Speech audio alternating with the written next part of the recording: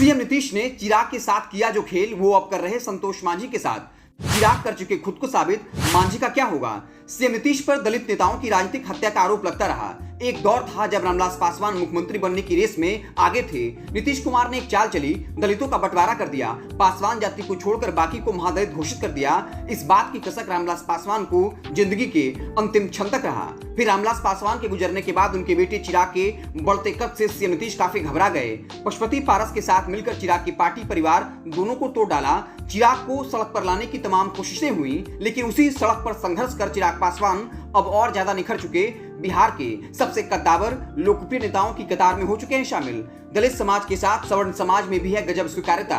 लेकिन अब सवाल है, चिराग पासवान ने तो खुद को साबित कर लिया, अब वही खेल संतोष मांझी के साथ खेला जा रहा। क्या संतोष मांझी खुद को कर पाएंगे साबित? मंत्रिमंडल से इस्तीफा देने की वजह क्या रही? कैसे सीएम नीतीश ललन सिंह मिलकर मांझी की राजनीति को करना चाहते हैं खत्म? पूरी सियासी खेल को समझेंगे। उससे पहले गुजारिश है, लॉजिकल समाचार को फेसबुक पर देख रहे हैं पेज को लाइक कर लीजिए, यूट्यूब चैनल को सब्सक्राइब कर लीजिए। जेडीयू राष्ट्रीय अध्यक्ष ललन सिंह ने खुद खोल ली अपनी पोल।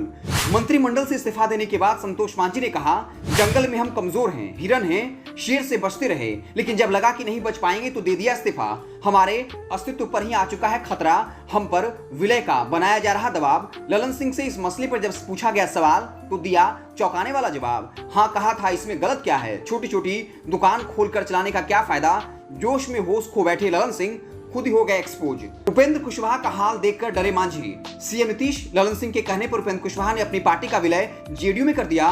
फिर कुशवाहा का क्या हश्र हुआ किसी से छिपा नहीं। एक ऐसा नेता जो कभी नीतीश कुमार के समकक्ष रहा, केंद्र में मंत्री रहा, कुशवाहा समाज का सबसे बड़ा नेता, उसे सिर्फ एमएलसी बनाकर छोड़ दिया गया। संगठन में उनके लोगों को नहीं मिली जगह, जलील हुए सो अलग। अंततः उपेंद्र कुशवाहा को फिर से अपनी पार्टी बनानी पड़ी। नीतीश कुमार ललन सिंह पर विश्वासघात का लगाया था आरोप। एक और दलित नेता को तबाह करने की हो रही तमाम कोशिशें। रामविलास पासवान, चिराग पासवान के बाद अब जीतन राम मांझी की राजनीतिक विरासत खत्म करने की कोशिश हो रही। मांझी के समर्थक सवाल पूछ रहे, अगर जीतन राम मांझी ने अपनी दुकान खोल रखी है तो फिर जेडीयू के मात्र 43 विधायक हैं, तो क्या जेडीयू आरजेडी या कांग्रेस में विलय कर लेगी?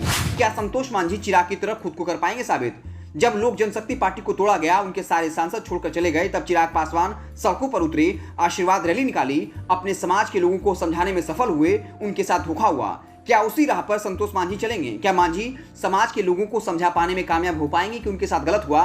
क्या वह सड़कों पर संघर्ष कर अपने पिता जीतन राम मांझी की तरह अपने लोगों के बीच लोकप्रिय हो पाएंगे? यह भविष्य के गर्भ में है, लेकिन संतोष मांझी के इस्तीफे देने की बड़ी वजह यही है, पूरे बिहार का दौरा कर अपने समाज के लोगों को एकजुट करना, खुद को मांझी के सबसे बड़े नेता के तौर पर स्थापित करना।